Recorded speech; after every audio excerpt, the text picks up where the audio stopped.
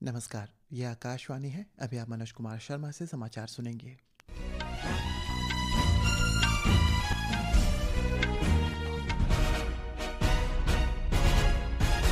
पहले मुख्य समाचार। नेपाल की सेना ने बढ़ती अशांति को लेकर निषेधाज्ञा लागू की। पूरे देश में कर्फ्यू बढ़ाया गया।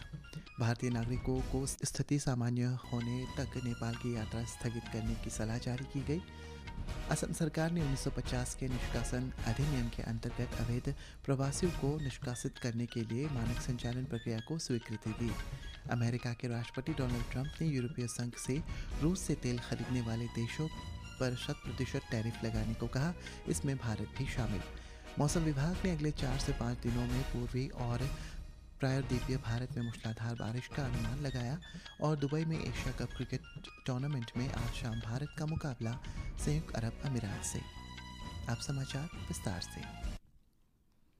नेपाल की सेना ने आज शाम 5 बजे तक निषेधाज्ञा जारी की है।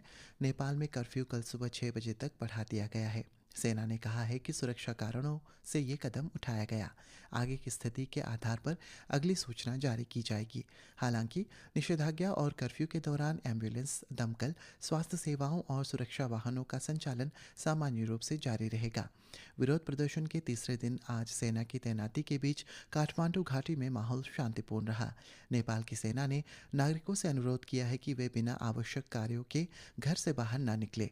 नेपाल की सेना ने नागरिकों से अपील यह भी की है कि अगर कोई उपद्रवीय सार्वजनिक और निजी संपत्ति को नुकसान पहुंचाए तो तुरंत उन्हें सूचित करे। सेना ने नागरिकों से सुरक्षा एजेंसियों के साथ सहयोग करने का भी अनुरोध किया। इस बीच त्रिभुवन अंतर्राष्ट्रीय हवाई अड्डा आज शाम तक बंद रहेगा।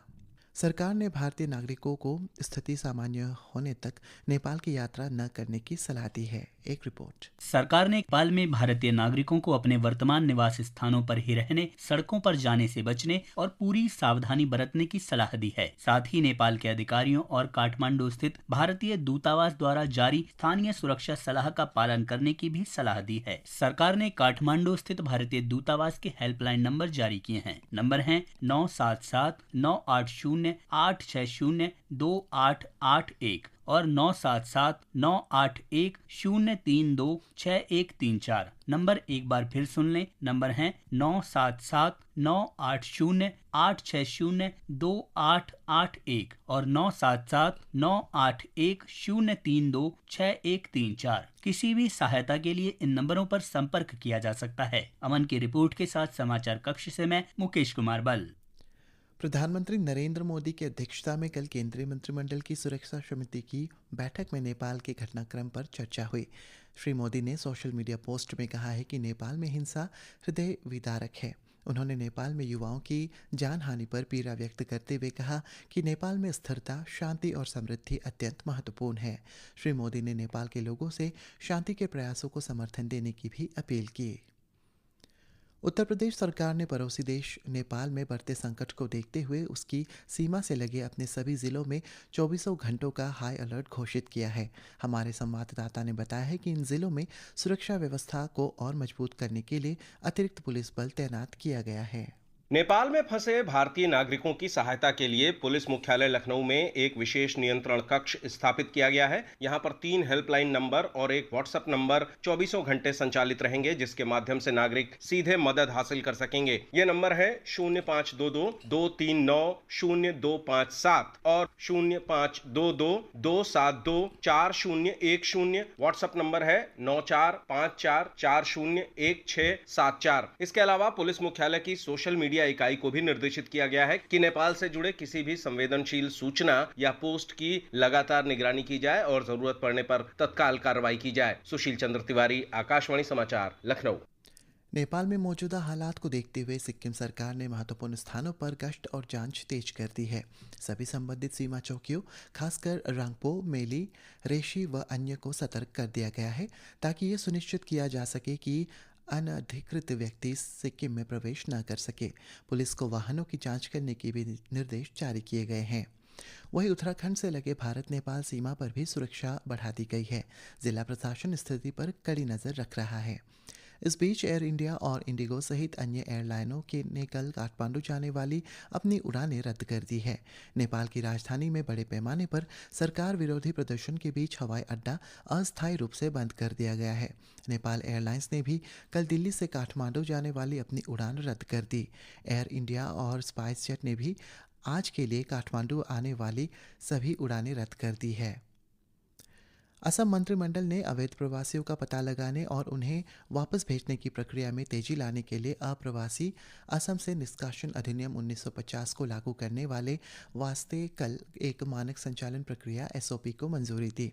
इसके अंतर्गत जिला आयुक्त संदिग्ध व्यक्तियों को 10 दिन का नोटिस देगा और अगर वो इस अवधि के दौरान अपनी नागरिकता साबित नहीं कर पाता है तो तुरंत उस व्यक्ति को असम छोड़ने का आदेश जारी किया जाएगा।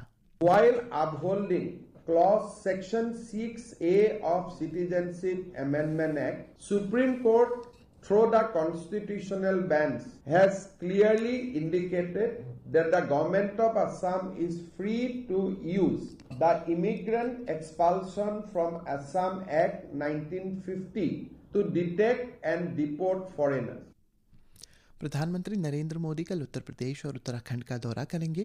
श्री मोदी कल वाराणसी में मॉरिशस के प्रधानमंत्री डॉक्टर नवीन चंद्र रामगुलाम के साथ द्विपक्षीय चर्चा भी करेंगे।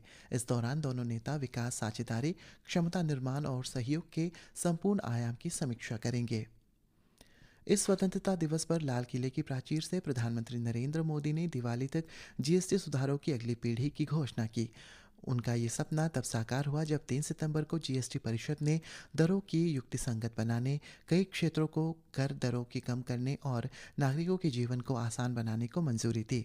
आज हम जानेंगे कि ये सुधार शिक्षा के क्षेत्र में कैसा मददगार साबित होता है। एक रिपोर्ट। सरकार ने स्टेशनरी वस्तुओं पर GST दरों में छूट देकर शिक्षा क्षेत्र को बड़ी राहत दी है। नए सुधारों के तहत पेंसिल, शार्पनर, क्रेयॉन, अभ्यास पुस्तिकाएं, ग्राफ बुक, मानचित्र और चार्ट जैसी स्टेशनरी वस्तुओं को पहले के 12% GST से छूट दी गई है, जबकि रबड़ पर GST 5% से घटाकर 0 कर दिया गया है। विष्णु और सौम्या के साथ दृष्टि पुनियानी, आकाशवाणी समाचार, दिल्ली। अमेरिका के राष्ट्रपति डोनाल्ड ट्रंप ने यूरोपीय संघ से रूस के 2 सबसे बड़े तेल खरीदारों भारत और चीन पर 100% शुल्क का अतिरिक्त शुल्क लगाने का अनुरोध किया। अमेरिका पहले ही भारत पर 50% शुल्क लगा चुका है और अब उसने यूरोपीय संघ से भारत पर व्यापक शुल्क लगाने का अनुरोध किया। ये यूक्रेन में युद्ध समाप्त करने के लिए मॉस्को पर दबाव बढ़ाने के उनके तथाकथित सामूहिक प्रयास का हिस्सा है। राष्ट्रपति ने आज वाशिंगटन में अमेरिका और यूरोपीय संघ के वरिष्ठ अधिकारियों के साथ एक बैठक बुलाई और ये मांग रखी। मौसम विभाग ने अगले 4-5 दिनों में पूर्वी और प्रायद्वीपीय भारत में तेज वर्षा की चेतावनी जारी की है। विभाग ने कहा है कि इस महीने की 16 तारीख तक उप हिमालय, पश्चिम बंगाल, सिक्किम, ओडिशा, अरुणाचल प्रदेश, नागालैंड, मणिपुर, असम और मेघालय में अलग अलग स्थानों पर मूसलाधार वर्षा हो सकती है।